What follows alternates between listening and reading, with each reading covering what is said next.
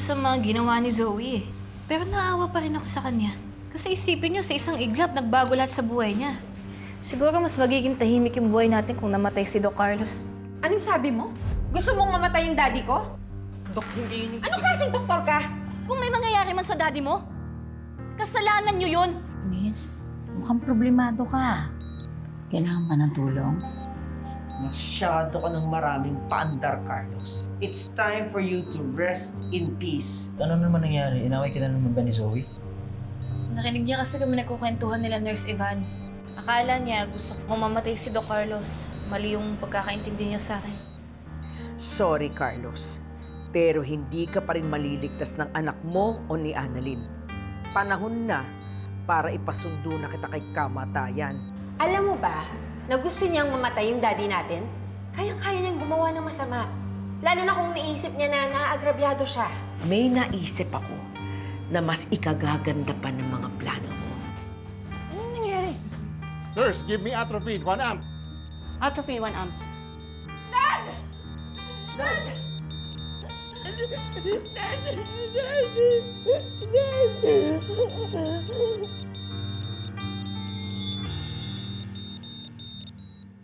Dok, ano? Okay na po ba si Dad? Stable na ang mga vitals niya. Doc, akala ko ba okay na si daddy? Bakit biglang bumaba yung cardiac rate at BP niya? May binigay ba kayo sa kanya? Zoe, I demand a lab test now! Gusto ko malaman kung ano yung mga binigay niyo sa kanya.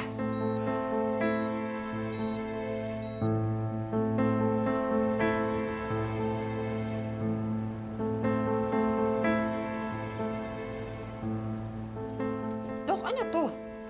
Bakit mataas ang insulin level sa dugo ni Dad? This is a very large amount of insulin. Kung hindi naagapan to, pwede niyang ikamatay. Yan nga yung pinagtataka ko eh. Wala naman akong in-order na insulin dahil wala akong nakikitang problema sa blood sugar ni Dr. Benitez, Zoe. Then how can you explain this? Bakit mataas ang insulin level niya sa blood niya? Ha? Are you trying to kill my father? Of course not, Zoe. Zoe!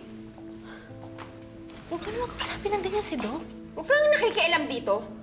Anak ako ng pasyente, may karapatan ako magtanong. Kung hindi naman ikaw ang attending physician ni Daddy, umalis ka na dito. Zoe, pwede mo naman kausapin ng mahinahon si Doc. Di ba doktor ka? Respetuhin mo naman yung kapwa-doktor mo. Napakapakailamera mo eh, no? Alam mo bagay sa'yo? Alam ito. Zoe! Bagay sa'yo. Zoe! Ito, dahil pakailamera ka. Ano ba? Ayun, bagay sa'yo. Zoe, tama na. Ano ba? Tama na, please. Zoe, please stop. Zoe! Stop that! Bakit mo sinasaktan si Annalyn?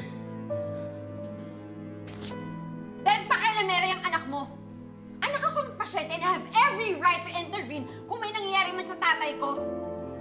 Pwede naman kayong mag-usap na maayos. Bakit kailangan mong maging bayolente? Because someone's trying to kill my father. Eto, ayan.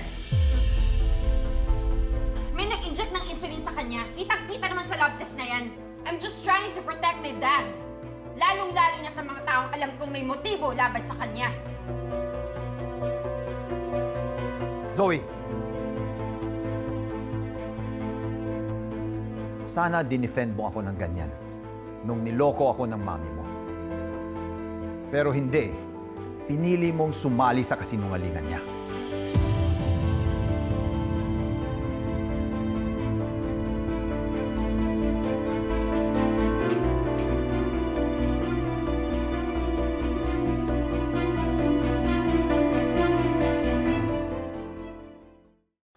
Ano? Merong gusto pumatay kay Carlos?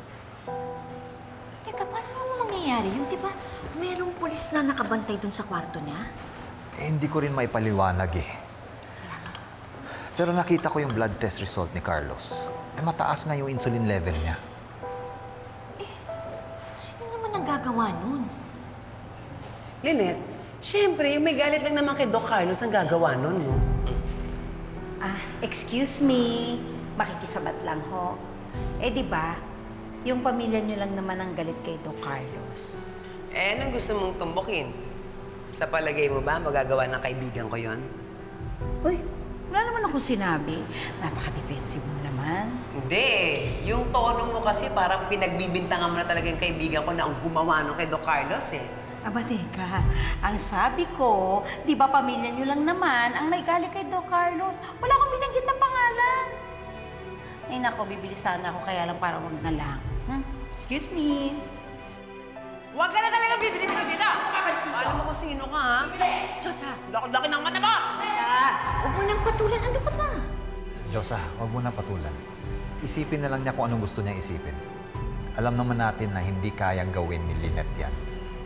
Kahit sino man sa pamilya natin.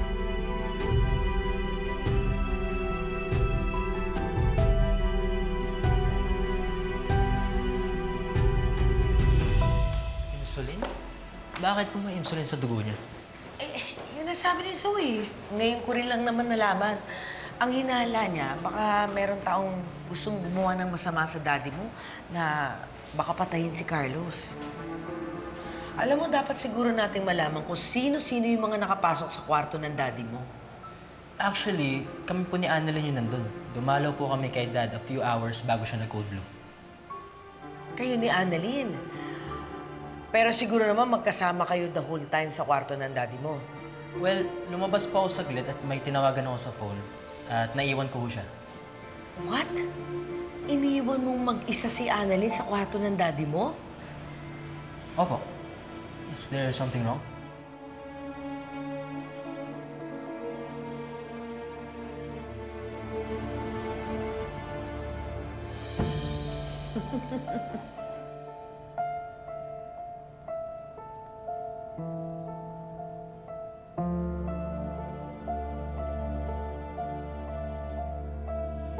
Actually, kami po ni Annalyn yung nandun.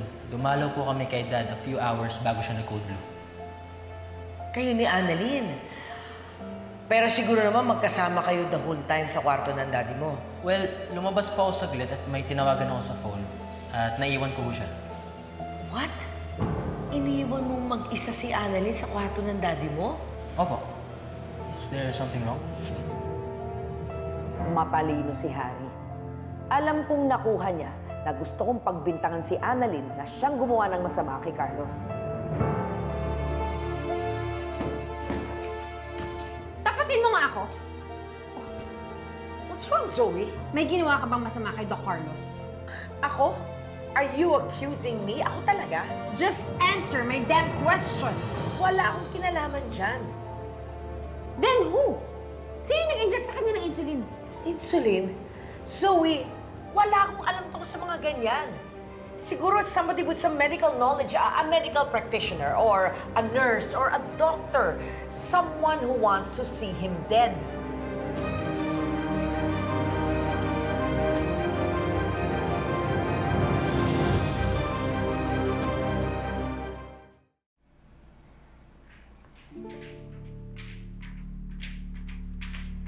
Excuse me?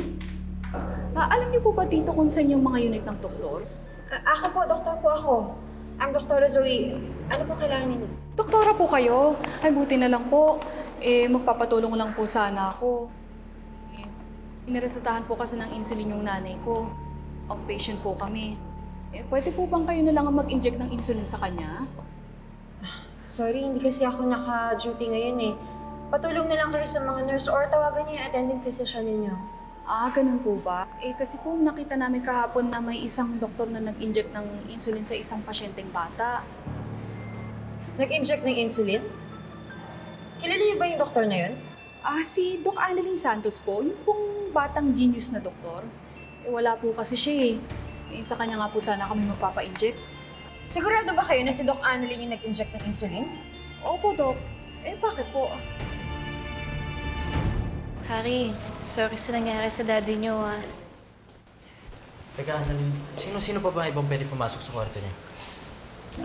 Yung mga attending nurses and doctors lang. Tsaka di ba may mga bantay naman na pulis? May iba ka bang nakita pumasok nung naiwan kita doon? What? Naiwan ka mag-isa with Daddy? Harry, alam mo ba? Nalaman ko sa isang pasyente na itong si Annalyn ay nag-inject ng insulin sa isang patient. Kailan mo pa naging trabaho mag-inject ng insulin, ha?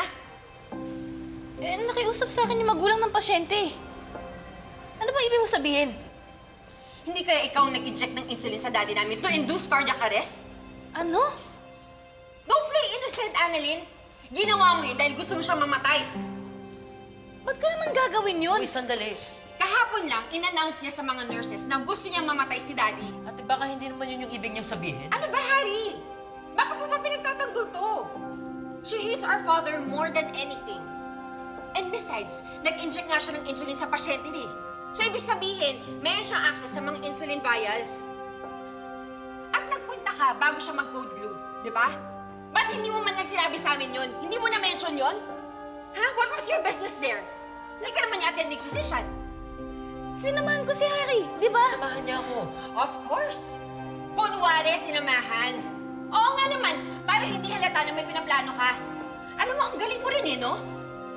Zoe, hindi totoo yan. Hindi ko magagawa yun. Ano ba? Sige, tignan natin. Lalabas din ang totoo. Zoe! Zoe!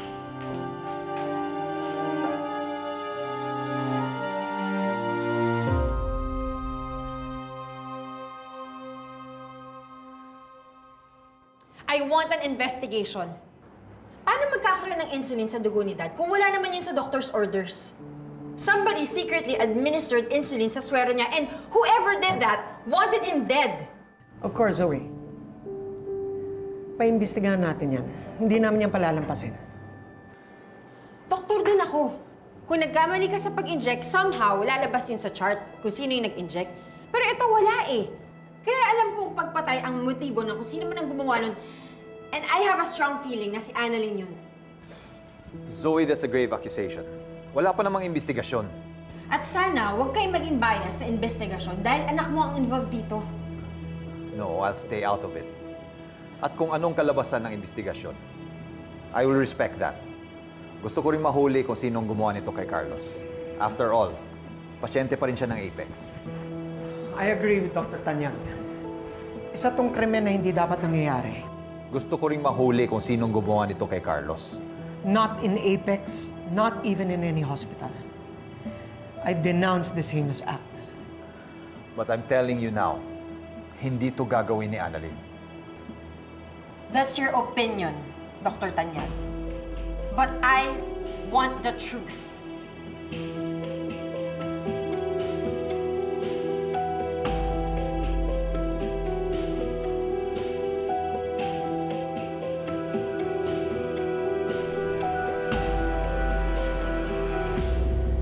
There's nothing here na may in-order na gamot na insulin. At wala rin namang in-order na insulin vial si Dr. Santos. And besides, Dr. Annalyn is not one of the attending doctors of Doc Carlos. So wala talaga siyang o-orderin na insulin. That's my point. Hindi naman siya yung attending physician ni Doc Carlos, and yet, nandun siya sa kwarto niya. Eh, sinamahan ko nga si Harry. Ano bang masama dun? Eh, ano nga purpose ng pagpunta mo dun? What, to check on him? To see if he's okay? That's so odd. Hindi naman kayo friends si Doc Carlos eh. In fact, kinidnap ka nga niya. Ito nga nanay mo, hindi dumadalaw sa kanya dahil ang dami niyang ginawa against her. Eh ikaw, paano mo nagawang harapin siya? O bakit? Bawal ba yun? Ang point dito, wala akong ginagawang masama. Wala akong ino-order na insulin. Ano ba bang kailangan ko patunayan sa'yo? Eh pwede mo naman yun burahin sa records. Doc RJ has the power to do that. This whole hospital is controlled by your father. Wait, are you accusing me of conspiracy? Akala ko ba hindi ka makikialam sa investigation na to? Yes. Pero if you're accusing me, then I have to defend myself and prove you wrong. Zoe, hindi namin gusto na may mangyari kay Carlos. We want him to survive.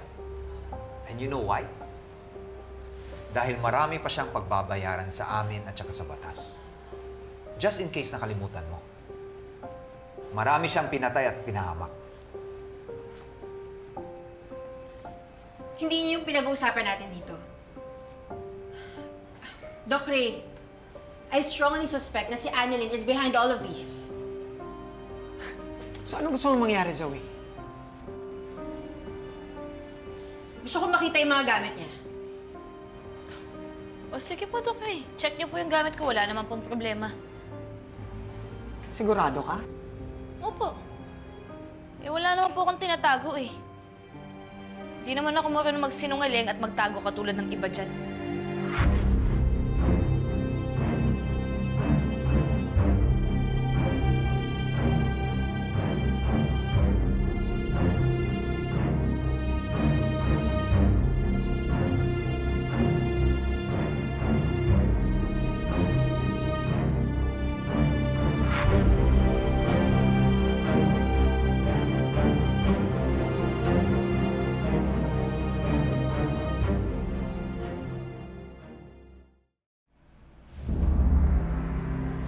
Doc Ray, Doc Menor, ito na po yung mga gamit ko.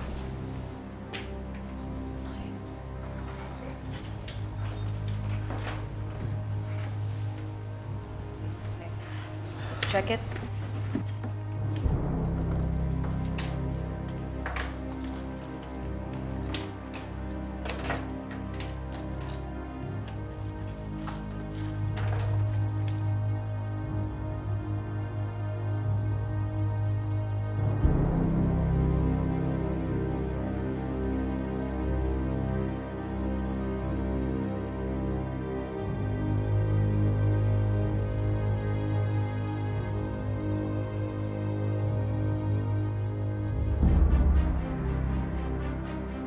Doktora Tanyag, there is nothing here that will incriminate Doktora Annalyn.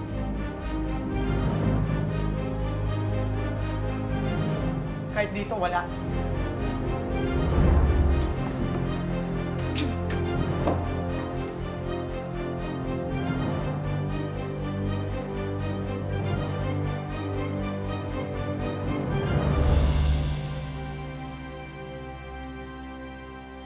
Naku, nakakatakot pala magpa-inject dito. Oo nga. May doktor na nagkamali ng injection dito. Lipat ko na lang kaya yung anak ko.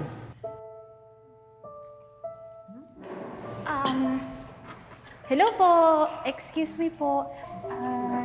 Pasensya na po, naringgan ko lang po yung pinag-uusapan po ninyo. Naku, wag po kayong matakot na magpagamot po dito sa Apex. Kasi sinisigurado naman po namin na maalagaan po namin yung mga mahal niyo po sa buhay dito. Nurse, totoo po bang may nagkamali na doktor dito? Oo nga, nakakatakot eh. No? Naku, alam niyo ba, yan yung iniimbestigahan ngayon. Kaya hanggat hindi yan napapatunayan, yan ay chismis lamang. Ano ba kayo? Lahat po ng doktor dito magagaling. Kaya po, Nay, huwag niyo po ilipat yung anak niyo. Hindi naman natin sigurado. Naku, gano'n na lang. Gusto niyo, ililibre ko na yung dessert niyo, ha? Thank you. Salamat po. Salamat.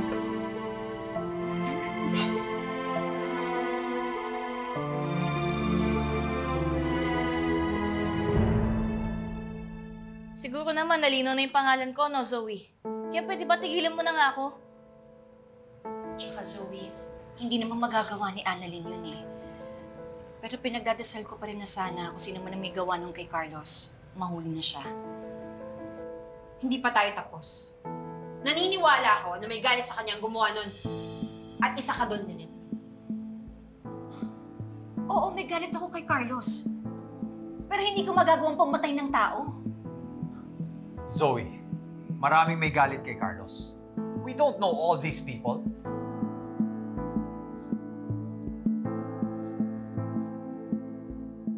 Doc RJ, Tita Lynette, pasensya na po kayo. Nag-aalala lang po si Ate Zoe para kay Dad. Naintindihan naman namin yun, Harry. Wala namang problema dun eh. Pero sana hindi siya nang bibintang ng tao. Doc Menor, babalik na po ako sa duty ko. Okay, gagawan ko na to ng report at isasubmit ko sa board.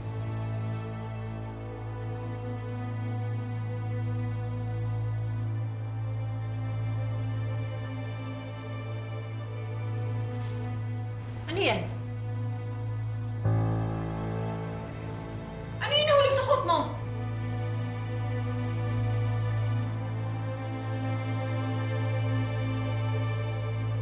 Insulin vial? Ito yung hinahanap namin!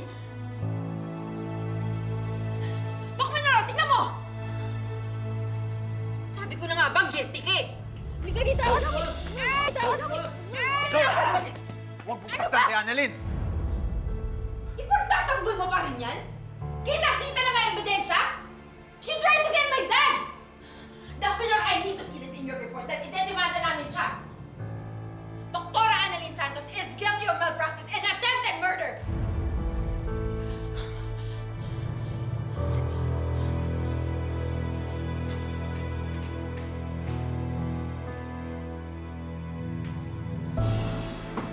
Hindi sa akin yun! Hindi ko alam paano napunta sa coat ko yun!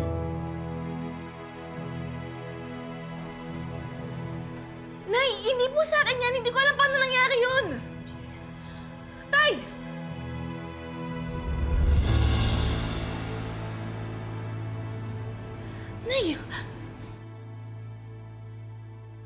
Uminom ka muna, Nak. Thank you po, Ninang. Nak, paano ba kasi napapunta yung vial na yun dyan sa coat mo? Hindi ko po talaga alam, Ninang eh. Basta nung kinuha ko po yung panyo ko, nahulog na lang po yung vial. Anak, hindi kaya nanggaling yung vial dun sa pasyente na tinurukan mo? Hindi po, Nay eh.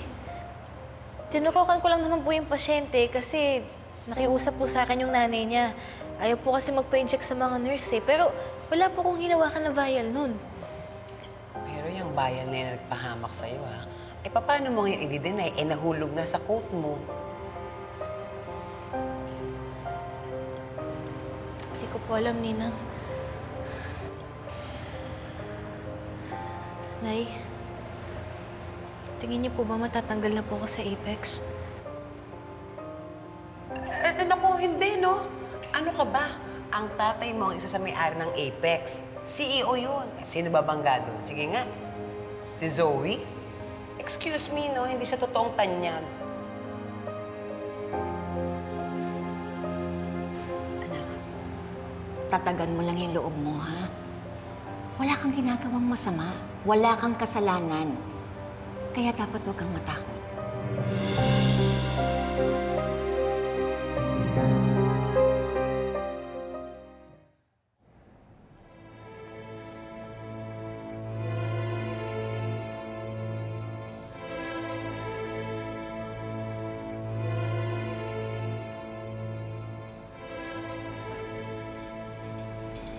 Sit down, Dr. Santos.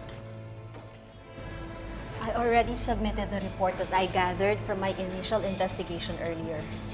Binigay ko na kay Doc Ray, and he will just inform you of the management's decision. We brought this up with the board, and we allowed the majority to make the decision. Annalyn, I know this is hard for you. Actually, mahirap ito para sa amin dalawa, dahil kilala ka namin. But it is the board's decision that while the investigation is ongoing, we will have to put you on preventive suspension. I'm really sorry.